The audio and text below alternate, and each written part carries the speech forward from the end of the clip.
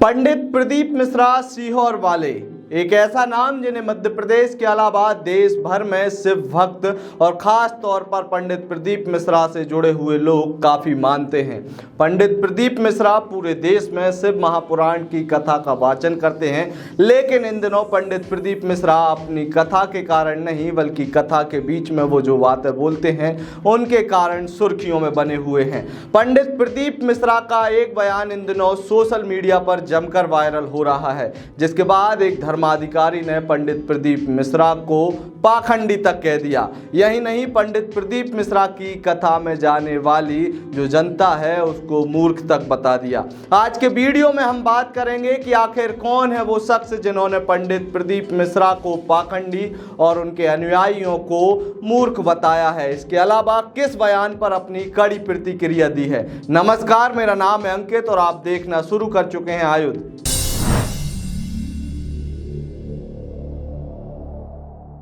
सबसे पहले बात करेंगे पंडित प्रदीप मिश्रा के उन बयानों के बारे में जिनके बाद वे विवादों में रहे। एक बयान जिसमें उन्होंने मीडिया को लेकर एक टिप्पणी की थी, मीडिया को काले कौवे बोल दिया था, जिसका वीडियो सोशल मीडिया पर जमकर वायरल हुआ और मीडिया जगत से जुड़े हुए लोगों ने पंडित प्रदीप मिश्रा की आलोचना की थी। जो आनंद का सुख दे जाए, ये मीडिया, ये सोशल मीडिया, ये पत्रकार संघ जो आपको साथ दे रहा है। और कहीं कहीं के ऐसे भी होंगे जो दिन रात कथा में से केवल बुराइयां छाटते रहेंगे। इन कौवों को कहीं ले जाके सराद का भोजन करा दो।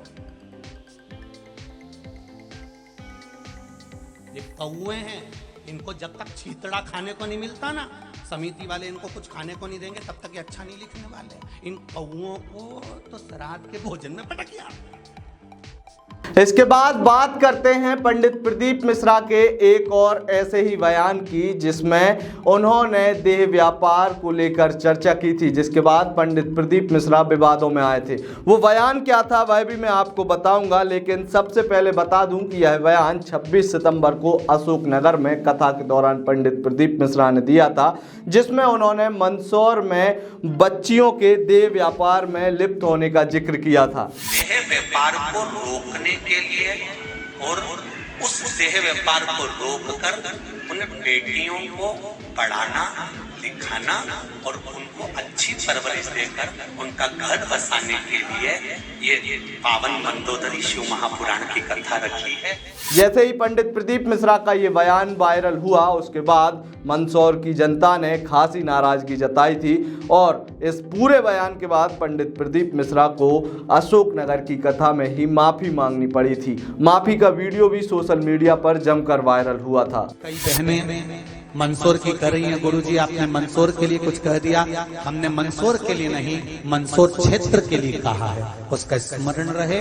और अगर मंदसौर नगर की बेटियों को भी, मेरी बहनों को, मेरी माओं को भी अगर बुरा लगा हो तो आपका ये बेटा, आपका ये भाई, आपका ये पुत्र इस व्यासपीठ से क्षमा मांगता है। यही नहीं, आम जनता के अलावा पीठाधीश्वरों के द्वारा भी पंडित प्रदीप मिश्रा की कथा का बॉयकॉट करने की भी मांग की थी। पंडित प्रदीप मिश्रा की कथा का बॉयकॉट करने वाले जो पंडित थे उनका नाम था स्वामी कृष्णानंद। कृष्णानंद ने संत समाज के साथ साथ आम नागरिकों से भी अपील की थी कि पंडित प्रदीप मिश्रा की ऐसी कथाओं का बॉयकॉट करें, जिसकी वजह से वे अपनी टिप्पणियों से बच सकें। आदरणीय श्री प्रदीप जी मिश्रा ने कल अशोकनगर की उस पावन धरा से मंदसौर और मंदसौर के आसपास के क्षेत्र की सभी छोटी बहन बेटियों के लिए जो देह व्यापार का संदेश लाइव कार्यक्रम में दिया है, इसका मैं विरोध करता हूं। अतः मैं सावधान करता हूं कि प्रदीप मिश्रा जी अशास्त्रीय वक्तव्य देना आप बंद कर दें। शास्त्र के प्रमाणों और शास्त्र की मध्यस्थता के साथ अगर आप कोई संवाद करना चाहते हैं तो स्वामी कृष्णानंद महावगलाओं की शक्तिपीठ से आपका आह्वान करता है शास्त्रार्थ के लिए। ये तो थे पंडित प्रदीप मिश्रा के पुराने बयान जिनको लेकर विवाद हुआ, लेकिन अब बात करेंगे ताजा बयान की। पंडित प्रदीप मिश्रा ने करवा चौथ को लेकर एक बयान दिया है। करवा चौथ कल ही देश भर की सुहागन माताओं बहनों ने अपने पतियों की लंबी उम्र के लिए करवा चौथ का व्रत रखा था, लेकिन इस व्रत को रखने से पहले पंडित प्रदीप मिश्रा का एक बयान वायरल हुआ। ये बयान वाराणसी उत्तर प्रदेश में आयोजित आयोजित शिव महापुराण की कथा के दौरान दिया गया था, जिसमें पंडित प्रदीप मिश्रा ने कहा कि सिर्फ भूखे रहने से आपके पतियों की उम्र लंबी नहीं होती। भूखे रहने से पति की उम्र नहीं बढ़ती है, पति की उम्र बढ़ती है तुम्हारे मीठे बोलने से, पति की उम्र बढ़ती है तुम्हारे आदर के शब्द सुनने से। जैसे ही ये बयान सोशल मीडिया के माध्यम से लोगों के बीच पहुंचा तो लोगों की कड़ी प्रतिक्रिया का सामना पंडित जी को करना पड़ा। ऐसे ही न केवल लोगों की प्रतिक्रिया बल्कि धर्म के जानकार धर्माधिकारियों ने भी खासी टिप्पणी की है। धर्माधिकारी पंडित भागवतानंद महाराज, जो कि सोशल मीडिया के माध्यम से इन दिनों लोगों के बीच में सुर्खियों में है, उन्होंने अपनी प्रतिक्रिया जारी करते हुए कहा कि पंडित प्रदीप मिश्रा केवल एक पाखंडी हैं। वो कैसे इस करवा चौथ के पावन व्रत को लेकर इस प्रकार की टिप्पणी करते हैं। यही नहीं, जब आयुध मीडिया ने पंडित भागवतानंद महाराज से चर्चा की तो उन्होंने कहा कि न केवल पंडित प्रदीप मिश्रा पाखंडी हैं बल्कि उनके अनुयायी जो कि उनकी कथाओं में जाते हैं वे लोग भी मूर्ख हैं। ऐसा उन्होंने इसलिए कहा और एक उदाहरण देते हुए कहा। उन्होंने कहा कि बीते दिनों निर्मल बाबा की कथाओं में भी लाखों की संख्या में भीड़ उमड़ी थी, लेकिन आज निर्मल बाबा का हाल देख लीजिए। प्रदीप मिश्रा ने शिव पुराण का नाम लेकर मंच से करवा चौथ का जो उपहास उड़ाया है और कहा है कि ईमानदारी से बताओ, क्या तुम्हारे भूखे रहने से पति की आयु लंबी होती है? नहीं, शिव पुराण की कथा कहती है कि पति की आयु तो तुम्हारे मुस्कुराने से लंबी होती है, और पति को जब तुम मुस्कुरा कर देखती हो तो वह भगवान से कहता है कि भगवान मेरी आयु और अधिक हो जाए। यह व्यक्ति बहुत ही अधिक निंदनीय वक्तव्य अब देने लगा है।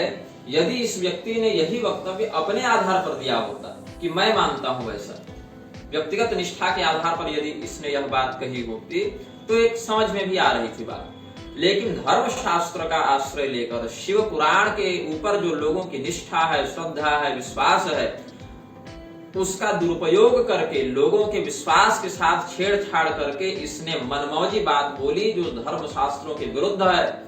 प्रदीप मिश्रा शिव पुराण की उस संहिता, उस खंड, उस अध्याय और उस श्लोक संख्या का वर्णन स्पष्ट करे जिसमें उसको यह बात मिल गई।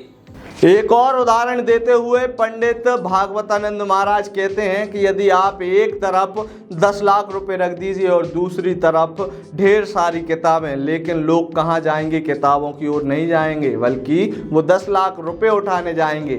मतलब कि लोगों को आज के समय में जो चीज़ आसानी से उनकी इच्छाओं की तृप्ति पूर्ति करेगी उसी की तरफ लोग बड़े जल्दी झुक जाते हैं। इसी तरीके से भागवतानंद महाराज कहते हैं कि अतृप्त इच्छाओं की पूर्ति के लिए लोग पंडित प्रदीप मिश्रा की कथाओं में जाते हैं। आयुध मीडिया ने इस पूरे विषय पर पंडित भागवतानंद महाराज से चर्चा की और चर्चा के बाद आप खुद सुनिए क्या कहते हैं भागवतानंद महाराज। कभी समोसे और लाल चटनी और काला पर्स और 10 रुपए के नोट पर कृपा बरसेगी, ऐसा सोचकर अपने किस्मत को 5 मिनट के टोटके से बदलने की इच्छा रखने वाले हिंदू निर्मल बाबा के दरबार में भी लाखों की संख्या में जाते थे। इससे धर्म सिद्ध नहीं होता ना, भीड़ से धर्म नहीं चलता।